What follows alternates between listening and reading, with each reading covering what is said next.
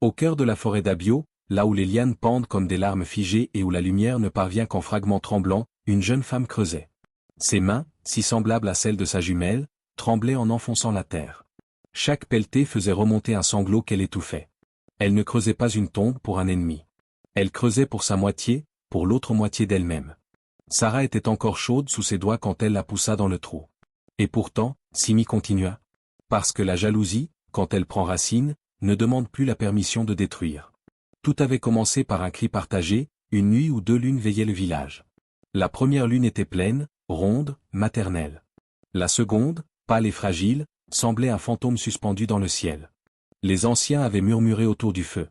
Deux lunes pour deux âmes jumelles, l'une portera la lumière, l'autre portera le poids de l'ombre. Elles se disputeront un seul destin. Une seule brillera. Sarah naquit la première. Elle glissa dans le monde presque sans bruit, comme une feuille qui touche l'eau. Ses yeux s'ouvrirent lentement, ils étaient doux, profonds, déjà pleins de pardon. La sage-femme la posa sur le sein de Mama Ama et dit, la voix tremblante. Celle-là, elle est venue pour consoler. Puis vint Simi. Un hurlement déchira la nuit. Ses petits poings étaient serrés, son visage déjà rouge de colère, comme si elle reprochait au monde entier de l'avoir fait attendre. Dès cet instant, le village sut. Deux visages identiques. Deux cœurs qui ne battraient jamais tout à fait au même rythme. Sarah grandit comme une caresse. Elle se levait avant l'aube pour balayer la cour, pour aller chercher l'eau fraîche, pour chanter aux chèvres et aux enfants qui venaient l'écouter. Sa voix était si pure que les oiseaux se taisaient pour mieux l'entendre. Quand elle souriait, c'était comme si le soleil se levait une seconde fois dans la journée. On disait d'elle, Sarah porte la paix en elle. Simi, elle, portait la tempête. Ses pas faisaient trembler la terre. Elle voulait être vue. Elle voulait être la première, toujours. Chaque fois qu'un ancien posait la main sur la tête de Sarah pour la bénir, les yeux de Simi s'assombrissaient. Chaque compliment qui tombait sur sa jumelle devenait une épine dans sa poitrine. Et quand Sarah riait, un rire léger, cristallin, Simi serrait les dents si fort qu'on entendait presque ses molaires grincer. Mama Ama voyait tout. Elle voyait les nuits où Simi s'asseyait seule derrière la case, murmurait à l'obscurité, riait d'un rire qui n'appartenait à personne. Elle voyait les regards que sa fille lançait à sa jumelle quand elle croyait que personne ne regardait. Mama Ama priait plus fort. Elle versait des larmes silencieuses sur les autels. Elle attachait des fils rouges autour de la taille de Simi, elle la baignait d'herbes protectrices, elle offrait des poules blanches au sanctuaire. Mais certaines blessures de l'âme ne guérissent pas avec des herbes. Les années passèrent, rapides et cruelles comme le vent harmattan qui arrache les feuilles. Puis vint ce matin d'été où le prince Dika entra dans le village. Il descendit de cheval, grand, calme, le regard si doux qu'il semblait pouvoir apaiser les tempêtes. Il cherchait des grimpeurs de palmiers habiles et des guérisseurs rares. Mais quand il vit Sarah laisser tomber son fagot de bois, quand il s'agenouilla pour ramasser les bûches à ses pieds, quand leurs yeux se croisèrent, le destin fit un pas en avant. Ce soir-là, le village dansa. Mama Ama pleurait de joie en serrant Sarah contre elle. Les anciens hochèrent la tête. La lumière a trouvé son chemin. Simi, elle, resta dans l'ombre de la porte. Ses ongles s'enfonçaient dans ses paumes jusqu'au sang. Elle écouta les félicitations, les rires, les chants, et quelque chose en elle se brisa. Elle courut vers sa mère. Maman, c'est moi qui dois l'épouser. Moi? Pas elle. Mama Ama posa une main tremblante sur sa joue. Simi, il l'a choisie. Et Sarah est l'aînée. Sois heureuse pour elle, ma fille. Simi ne répondit pas. Elle alla trouver Sarah derrière la case. Elle prit sa voix la plus douce, celle qu'elle n'utilisait presque jamais. Sarah, ma sœur, je t'en supplie. Laisse-moi prendre ta place. Laisse-moi épouser le prince. Sarah leva les yeux, surprise, puis triste. Elle posa sa main sur celle de Simi. Simi, je l'aime. Et il m'a choisi. Ton tour viendra. Ton bonheur viendra. Je te le promets. Simi tourna les talons. Sous le grand hiroko, elle fixa sa sœur qui rentrait dans la case. Et elle murmura, les dents serrées. Si je ne peux pas avoir ce destin, alors personne ne l'aura.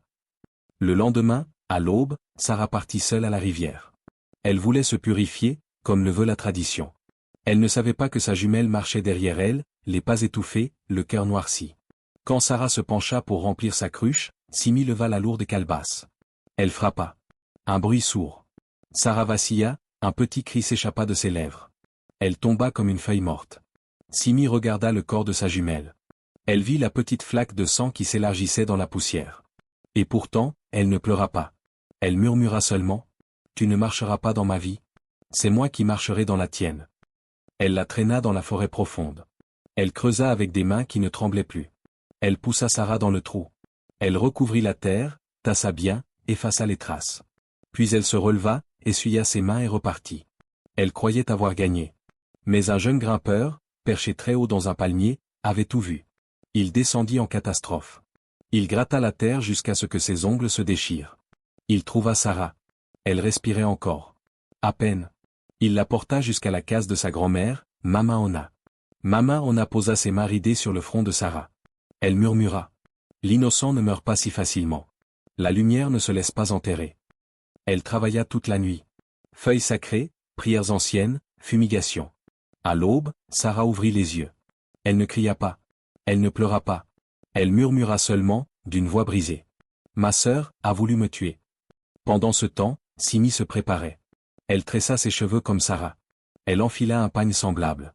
Elle répéta devant le miroir le sourire doux, la démarche légère. Quand elle entra dans le village, tout le monde s'écria.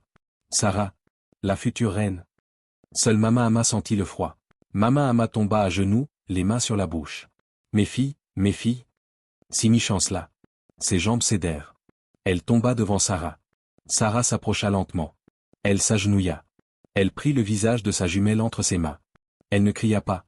Elle ne frappa pas. Elle murmura, les larmes aux yeux. Simi, pourquoi?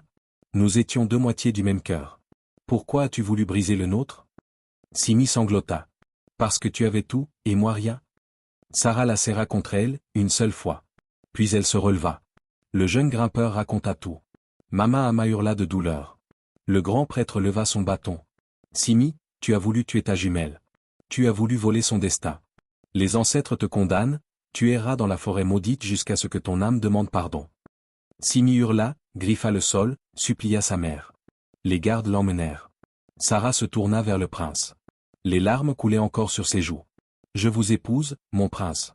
Mais je vous épouse avec un cœur qui sait ce que coûte la vie. Le mariage eut lieu. Sarah devint reine. Son histoire devint légende. Et dans la forêt, certaines nuits, on entend encore une voix brisée qui appelle. Sarah, Sarah, pardonne-moi. Mais la forêt ne répond pas. Elle écoute seulement. Et quelque part, dans le ciel d'Abio, deux lunes se souviennent.